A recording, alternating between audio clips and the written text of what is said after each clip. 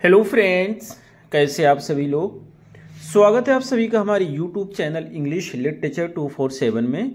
This is Hanif and today I am going to discuss some very important questions based on a very famous novel that is Mrs Dalloway by Virginia Woolf. तो आज के questions हमारे इसी novel पर based होंगे। If you are preparing for DSSB TGT then this video is going to be fruitful for you. या आप किसी भी एग्जाम की तैयारी कर रहे हैं जिसके सिलेबस में इस नॉवेल को रखा गया है तो फिर ये वीडियो आपके लिए यूज़फुल होने वाली है। इससे पहले कई सारी वीडियोस को हमने डिस्कस किया है। यदि आपने उन वीडियोस को नहीं देखी है तो आप प्लेलिस्ट में जाकर वहां से वॉच कर सकते हैं। और यदि आप हमारे टेलीग्राम चैनल को ज्वाइन करना चाहें तो उसकी लिंक आपको इस वीडियो के डिस्क्रिप्शन बॉक्स में मिल जाएगी। वहाँ से आप हमारे टेलीग्राम चैनल को ज्वाइन कर सकते हैं। किसी भी एग्जाम की कंप्लीट नोट्स के लिए आप मुझे व्हाट्सएप कर सकते हैं। नंबर आपको इस वीडियो की डिस्क्रिप्शन बॉक्स में मिल जाएगा। शुरू करते हैं अपने आज की इस वीडियो को। तो हमारी जो नॉवेल है मिसेस डेलोवे है, जिसको लिखा गया था वर्जीनिया वुल्फ के द्वारा। और ये नॉवेल है, एक दिन की सेटिंग रखी गई है जिसमें एक कैरेक्टर है जिसका नाम क्लैरिसा है। क्लैरिसा जो होता है एक पार्टी की प्रिपरेशन कर रही होती है। अब उसी के बारे में नॉवेल पूरी बेस्ड है। इसकी जो सेटिंग है वो 1 डे की सेटिंग रखी गई है। हम क्वेश्चंस पे आते हैं और हमारा जो फर्स्ट क्वेश्चन है वो है what is the primary setting of Mrs डेलोवे। Mrs डेलोवे जो नॉवेल है इसकी प्राइमरी सेटिंग कहाँ पे रखी गई है। तो फर्स्ट का हमारा सही आंसर होता है बी, लंदन में। इसकी सेटिंग रखी गई है लंदन में। Next question is second, what is the time frame of novels event. Novel के इवेंट जो इसमें है उसकी टाइम फ्रेम क्या है। तो सेकेंड का हमारा सही आंसर होता है डी, यानी कि वन डे। एक ही दिन में पूरी नॉवेल को नरेट किया गया है। इसकी सेटिंग एक ही दिन में रखी गई है। Next question is third, what is Clarissa डेलोवे preparing for through out the day. पूरा दिन जो क्लैरिसा डेलोवे है वो किस चीज़ की प्रिपरेशन कर रही होती है। तो थर्ड का हमारा सही आंसर होता है बी, यानी अ डिनर पार्टी। एक डिनर पार्टी की तैयारी कर रही होती है। Next question is fourth, who is Clarissa's husband. आपको बताना है कि क्लैरिसा का हस्बैंड कौन होता है। तो फोर्थ का हमारा सही आंसर होता है C, Richard Dalloway. C is the right answer. Next question is 5, who is Septimus Warren Smith wife. आपको बताना है कि जो सेप्टिमस वारेन स्मिथ है उसकी वाइफ कौन होती है। तो फिफ्थ का हमारा सही आंसर होता है बी, यानी रेजिया स्मिथ, जो कि एक इटालियन होती है।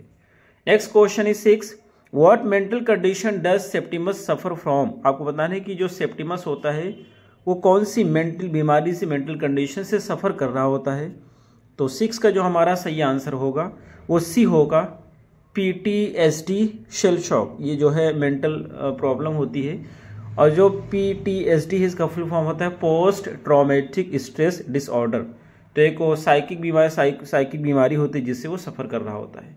Next question is 7th, where does Peter Walsh return from at the beginning of the novel. Novel के बिगनिंग जो पीटर वॉल्श होता है वह कहाँ से वापस हुआ है। तो 7 का हमारा सही आंसर होता है ए, यानी कि इंडिया से वापस हुआ है।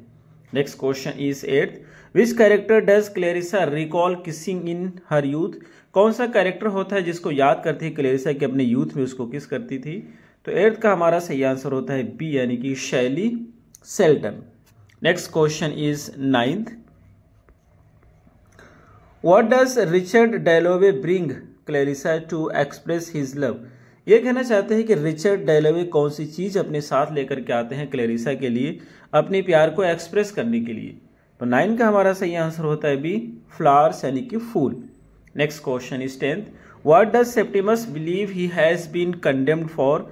सेप्टिमस क्या विश्वास करता है कि उसको किस चीज़ के लिए दोषी ठहराया गया है। तो 10 का हमारा सही आंसर होता है बी, यानी his inability to feel emotions, यानी कि वो इमोशंस को फील करने में असमर्थ है, नहीं कर पा रहा है। Next question is 11th, who is Doris Kilman. आपको बताना है कि डोरिस किलमन कौन है इस नॉवेल में। तो 11 का हमारा सही आंसर होता है बी, यानी एलिजाबेथ डेलोवेज ट्यूटर। जो एलिजाबेथ डेलोवे है जो कि क्लैरिसा की बेटी होती है उसका ट्यूटर है। Next question is 12, what significant event had occurred 5 years prior to novel's timeline.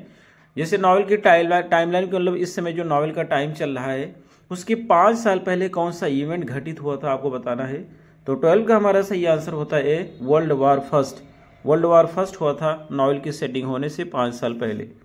Next question is 13, what does Septimus Warren Smith die. How does Septimus Warren Smith die, ये जो सेप्टिमस वॉरेन स्मिथ है इसकी मृत्यु कैसे होती है? तो 13 का हमारा सही आंसर है डी, यानी कि सुसाइड बाय जंपिंग। ये खिड़की से कूद करके जंप करके सुसाइड कर लेता है और यही इस नॉवेल की क्लाइमैक्स भी होती है। Next question is 14, what does Clarissa associate with life's fleeting beauty. ये कहना चाहते हैं कि जो क्लेरिसा होती है वो जिंदगी की जो क्षणिक ब्यूटी होती है, फ्लीटिंग ब्यूटी होती है, उससे कैसे एसोसिएट करती है? तो 14 का हमारा सही आंसर होता है ए, फ्लावर से। A is the right answer. Next question is 15, which character symbolises outdated English traditions. आप बताना कि कौन सा कैरेक्टर होता है जो आउटडेटेड इंग्लिश ट्रेडिशन को सिंबलाइज करता है? तो 15 का हमारा सही आंसर होता है B, Hugh Whitbread. B is the right answer. Next question is 16th, what recurring sound punctuates the narrative. Narrative माने कहानी होता है, तो कौन सा रिकरिंग साउंड है जो कहानी को अलग करता है, पंक्चुएट करता है? तो 16 का हमारा सही आंसर हो जाएगा बी, यानी कि बिग बेन्स चाइम्स। चाइम्स माने बेल होता है, तो बिग बेन की घंटी। Next question is 17, who is Lady Bruton. आपको बताना है कि लेडी ब्रूटन कौन है इस नॉवेल में? तो 17 का हमारा सही आंसर होता है ए, यानी a family friend of Dalloways. Dalloways family का एक फैमिली फ्रेंड है। Next question is 18th, how does Clarissa view her parties. Clarissa अपनी पार्टी को किस रूप में देखती है? तो 18 का हमारा सही आंसर होता है B, as a means to connect people, यानी कि लोगों को कनेक्ट करना के एक माध्यम मानती है, उसको जरिया मानती है। Next question is 19, what does Sally Seton represent for Clarissa. Sally Seton Clarissa के लिए क्या रिप्रेजेंट करती है, क्या प्रस्तुत करती है? तो 19 का हमारा सही आंसर है रेवेलियन एंड पैशन। वो रेवेलियन यानी विद्रोह दिखाती है, पैशन दिखाती है। Next question is 20, what does the airplane in the sky right. जो एयरप्लेन है वो स्काई में क्या दिखता है? तो 20 का हमारा सही आंसर होता है B, toffee. Next question is 21, what profession is Sir William Bradshaw associated with. आपको बताना है कि जो सर विलियम ब्राड शाह है ये किस प्रोफेशन से संबंधित हैं? तो 21 का हमारा सही आंसर होता है A, psychiatry. Next question is 22, what political party does Richard Dalloway belong to. Richard Dalloway किस पॉलिटिकल पार्टी से संबंधित हैं, बिलोंग करते हैं? तो 22 का हमारा सही आंसर होता है B, Conservative Party. Next question is 23, who is Evans in Septimus life. Septimus की लाइफ में इवांस का क्या रोल है, ये कौन है? तो 23 का हमारा सही आंसर होता है B, his best friend who died in the war. उसका बहुत ही अच्छा दोस्त होता है जिसने वार में उसके साथ जंग लड़ी थी और वो एक्सपायर कर गया था, और जिसकी वजह से ये सेप्टिमस परेशान रहता है, पागलों की तरह हरकतें करता है। Next question is 24, what is the name of Dalloway's daughter. आपको बताना है कि डेलोवे की डॉटर का क्या नाम है?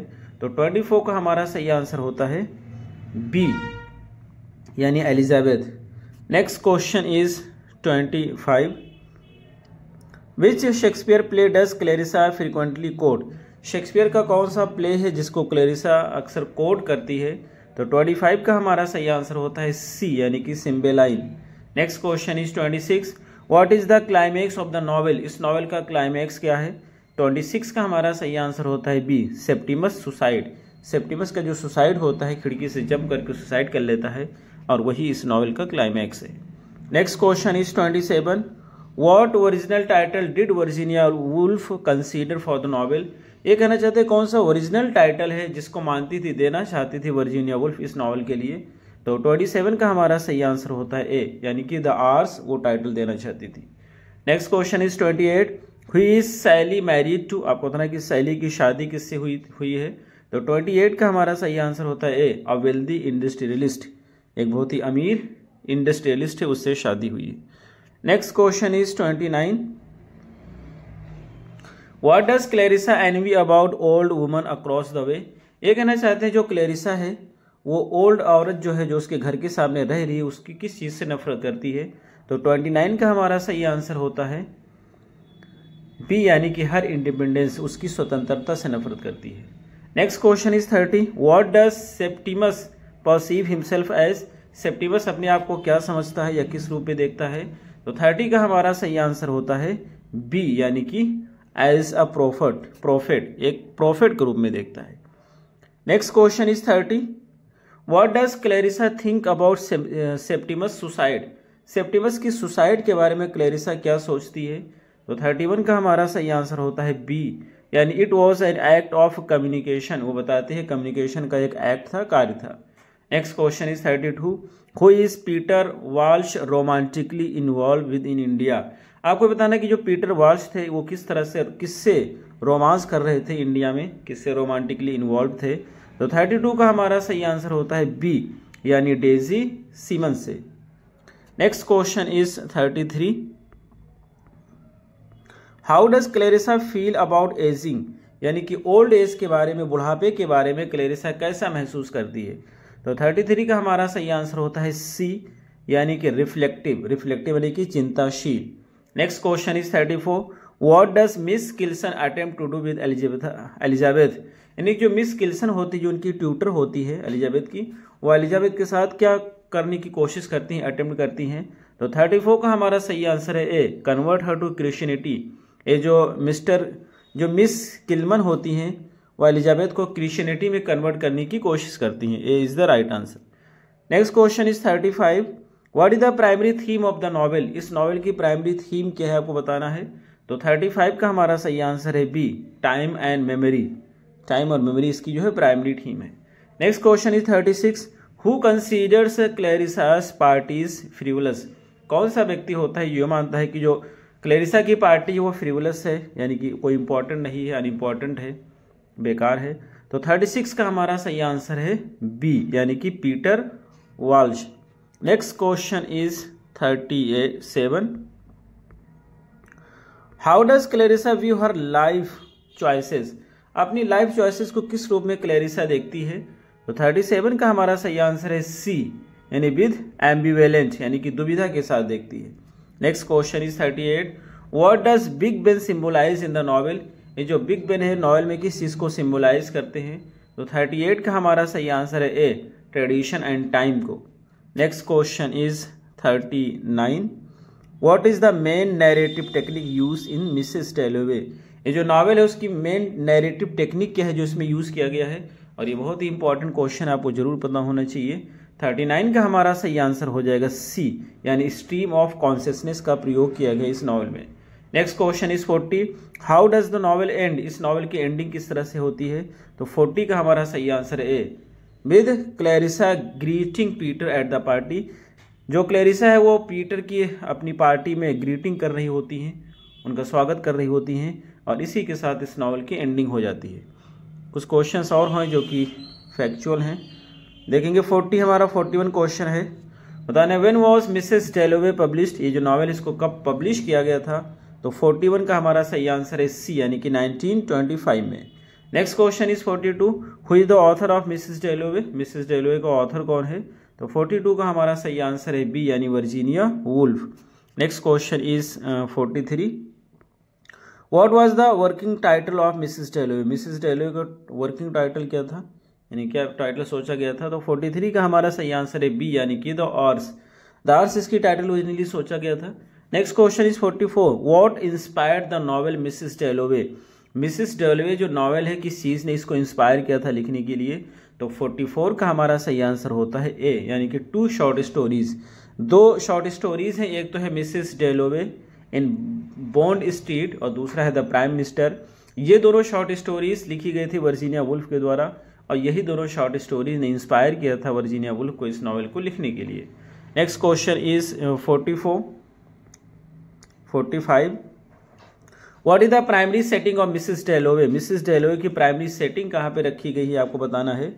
तो 45 का हमारा सही आंसर होता है बी, यानी post first world war England, यानी जो इंग्लैंड में वर्ल्ड वार हुआ था, फर्स्ट वर्ल्ड वार हुआ था, उसके पहले की सेटिंग रखी गई है, वर्ल्ड वॉर से पहले की।